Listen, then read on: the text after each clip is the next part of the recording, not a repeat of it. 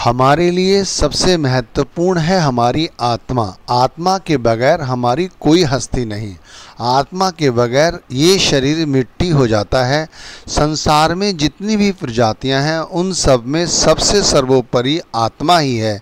बगैर आत्मा के सभी हस्तियां मिट्टी ही हैं और कुछ नहीं। लेकिन जितने भी धंधे हैं, जितने भी झगड़े हैं, ये सारे मन के हैं, मन का ही खेल है। इसी विषय में संत स्वामी जी महाराज ने हमारी आत्मा की ओर से एक वाणी लिखी, जिसके अंदर उन्होंने बताया कि हमारी आत्मा किस लोक से आई है और कहाँ से आने के बाद हमारे शरीर में हमारे लिए कितनी महत्वपूर्ण है। लेकिन ये दुनियावी काम धंधों को इतना सच समझ लेती है कि मन के ताबे में आकर अपने जीवन के मुख्य उद्देश्य को भूल जाती है। तो हम आज उन्हीं की वाणी लेकर कुछ उस पर चर्चा करेंगे। आप वाणी में उपदेश दे रहे हैं, हंसनी क्यों पीवे तू पानी, सागर चीर भरा घट भीतर पीबो सूरत तानी, जग को जार धसो नभ अंदर मंदर परख निशानी, गुरु मूरत तू धार हिये में मन के संग क्यों फिरत निमानी, तेरा काज करें गुरपूरे सुन ले अनहद बानी, करम भरम वस जग सब जग बौरा तू क्यों हो दीवानी, सुरत समार करो सत्संगत क्यों विष अमृत सानी, तेरा धाम अधर में प्यारी क्यों धर संग वधानी, जल्दी करो चढ़ो ऊंचे को राधा स्वामी कहत बखानी। यानी राधा स्वामी यानी स्वामी जी महाराज इस बात को कह रहे हैं। तो हम इसी पर चर्चा करते हैं। जैसे उन्होंने शुरू की लाइन कही, हंसनी क्यों पीवे तू पानी। हंसनी का तात्पर्य यहाँ से हमारी आत्मा से है कि ऐ मेरी आत्मा, तू तो परमात्मा के घर से आई हुई है, उस सचखंड की रहने वाली है, उस सतलोक की रहने वाली है, उस गौलोक की रहने वाली है। इतनी पवित्र आत्मा है तू, और तू ने हमारे शरीर के अंदर अपना स्थान बनाया हुआ है। तो हमारा शरीर भी कितना भाग्यशाली हुआ जो सचखंड से चली हुई आत्मा हमारे शरीर के अंदर मौजूद है। अब ऐ मेरी आत्मा, तू हंसनी है। हंसनी क्यों कहा है? क्योंकि हंस और हंसनी में ही ये ज्ञान होता है कि यदि किसी बर्तन के अंदर दूध और पानी एक साथ करके मिला के रख दिया जाए तो हंसनी केवल दूध का पान करेगी और पानी छोड़ देगी। ये बात सुनने में बड़ी सरल सी जान पड़ती है, लेकिन ये बात बहुत ही तत्व ज्ञान हमारे लिए प्रस्तुत करती है कि दूध और पानी जब एक जैसे हो जाएं तो उसके अंदर से दूध को छांटना ये बहुत ऊंचे दर्जे की बात है। हमारी आत्मा भी इसी तरह, संसार में बहुत सारी काम वासनाएं हैं, काम धंधे हैं, हमारा मन है, उसकी चालाकियां हैं।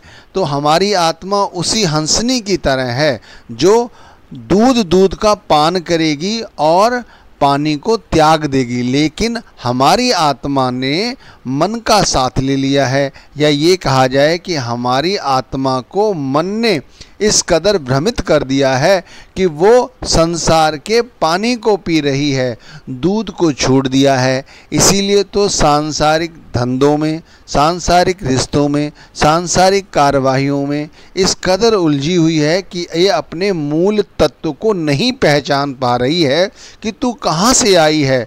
तू उस लोक से आई है और इस लोक में तेरा सिर्फ इतना ही काम था कि तू अपनी हस्ती को पहचानती, अपनी हस्ती को पहचान कर उस मालिक को, उस सतगुरु को, उसके नाम का सिमरन भजन करती। इसीलिए कहा है, इस वाणी का शीर्षक है, हमें हमारी आत्मा तू अपनी हस्ती को पहचान।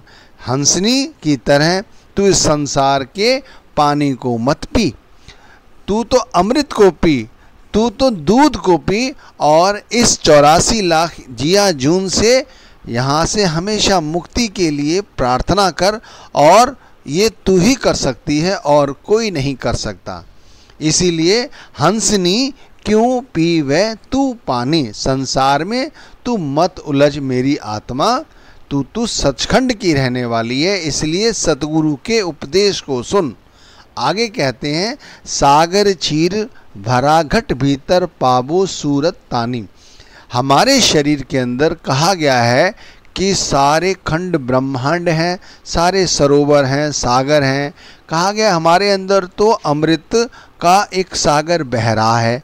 अब हमारे शरीर के अंदर ही देवी देवता मौजूद हैं, हमारे ही शरीर के अंदर सारे सागर मौजूद हैं, हमारे ही शरीर के अंदर कहा गया है संसार में जो कुछ भी है वो सब कुछ हमारे अंदर ही है। हमें बाहर जाने की कहीं ज़रूरत नहीं है, लेकिन हमारी आत्मा इस सच को जानती नहीं है। इसीलिए हम सांसारिक जीव आत्माएं मन के तावे में आकर सारी उम्र बाहर ही बाहर भटकती रहती हैं। लेकिन यहाँ स्वामी जी महाराज हमें समझा रहे हैं, सागर क्षीर भरा घट भीतर पीबो सूरत तानी।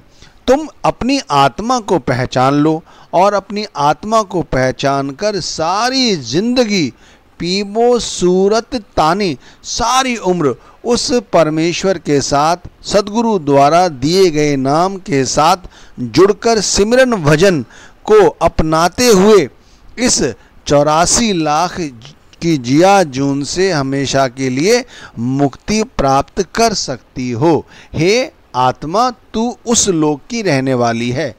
इसीलिए स्वामी जी महाराज ने हमें बड़ी ही सावधानी से इस लाइन में समझाया है कि हमें अंतर्मुख होकर भक्ति करनी चाहिए। कहा भी गया है गुरु घर ने, अंतर ज्योत निरंतर बाणी साचे साहिब स्यूं लिवलाई। हमारे शरीर के अंदर ज्योति है, प्रकाश है, वो निरंतर होती है, जो हमें साचे सद्गुरु की शरण में जाकर ही प्राप्त होती है। साचे साहिब स्यूं लिवलाई, या गुरुमुखों की संगति में जाकर ही प्राप्त होती है। ये सच्चे गुरु का, परमात्मा का उपदेश है। ये समझने की कोशिश हमें करनी चाहिए। इस लाइन से एक लाइन उन्होंने कही है, जग को जार धसो नव अंदर मंदर परख निशानी। अरे कहते हैं कि दुनिया की तरफ से जो हमारा ध्यान है जो लगा हो उसे हटा और अपने अंदर जाकर उस परमात्मा की खोज कर। अंदर परख निशानी, जब तुम अंदर जाओगे तब तुम्हें पता चलेगा कि अंदर क्या नहीं है। सब कुछ है, लेकिन हम कर नहीं पाते। इसके लिए हमें क्या करना है कि हम अंदर जाके उस परमात्मा को देख सकें, निहार सकें।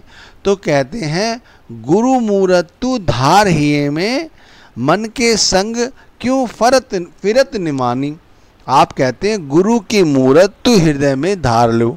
हमारे हृदय में कभी गुरु की शक्ल आती है? याद नहीं आती। यदा कदा ही हमें अपने सदगुरु की शक्ल याद आती है, जो स्थूल शरीर है। तो सूक्ष्म शरीर तक तो हम कभी पहुंच ही नहीं सकते। लेकिन यदि वाकई में हमें ये सोच ही हो गई है कि ये हमारी आत्मा सचखंड की निवासी है और हम यहाँ से अपना कुछ काम बना सकते हैं, तो हमें अपने गुरु के सूक्ष्म शरीर को ध्यान में रखकर अंदर जाना होगा। अंदर कैसे जाना होगा?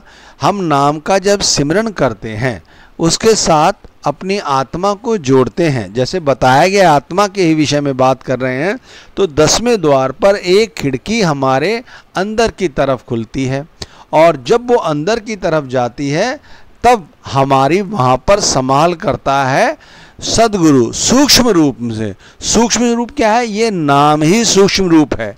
इसे ही आप सदगुरु मानो और चलते रहो आज्ञा चक्र पर। 10वें द्वार की खिड़की खोलने के बाद इस नाम के सहारे अंदर चलो, तो फिर आपको इस कहा ना, मन के संग क्यों फिरत निमानी।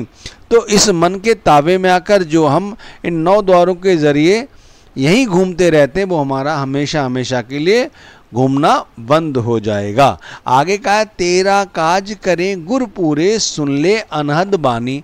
जब 10वें द्वार से हम अंदर जाते हैं तब हमें पता चलता है क्या एक अनहद आवाज़ आ रही है और वो आवाज़ हमारे को इतनी सुरीली जान पड़ती है, प्यारी जान पड़ती है कि वो शायद जो व्यक्ति सुन रहा है उसका वही वर्णन कर सकता है। आप और हम केवल एहसास कर सकते हैं। कहा है तेरा काज गुरु करें गुरु पूरे। सांसारिक काम धंधों के जो तूने काम समझे हुए हैं, दायित्व हैं, ये तेरे सदगुरु ऑटोमेटिक आके पूरे कर देंगे। बस तूने इनके संग लिवड़ना नहीं है, काम को करना है, लेकिन इनके साथ मोह माया के रिश्ते नहीं बनाने हैं, उलझना नहीं है। करम भरम बस जग सब जग भौरा, तू क्यों फिरत दीवानी, सूरत संहार करो सत्संगत, क्यों विष अमृत पानी। तो भाई ये कर्म धर्म इनमें ज़्यादा फंसने की ज़रूरत नहीं है। अपनी आत्मा को संभालो और विष को त्यागो और अमृत का पान करो। तेरा धाम अधर में प्यारी, क्यों धर संग बधानी, जल्दी करो चढ़ो ऊंचे को, राधा स्वामी कहत बखानी। हमारा जो धाम है, संत कहते हैं आत्मा तू सचखंड की रहने वाली है, पर तूने मोहब्बत की इस दुनिया से बड़ा अफसोस है। इसे त्याग कर ऊपर चल, जल्दी करो चढ़ो ऊपर को, और ऊपर चलो 10वें द्वार से ऊपर, वहाँ सतगुरु हमारा इंतज़ार कर रहे हैं। इसलिए हमें चाहिए कि हम अपनी आत्मा की संभाल करें और आत्मा को भी चाहिए कि वो अपनी हस्ती को पहचाने। जैसे हंस अपनी हस्ती को जानता है, पानी और दूध को अलग कर देता है।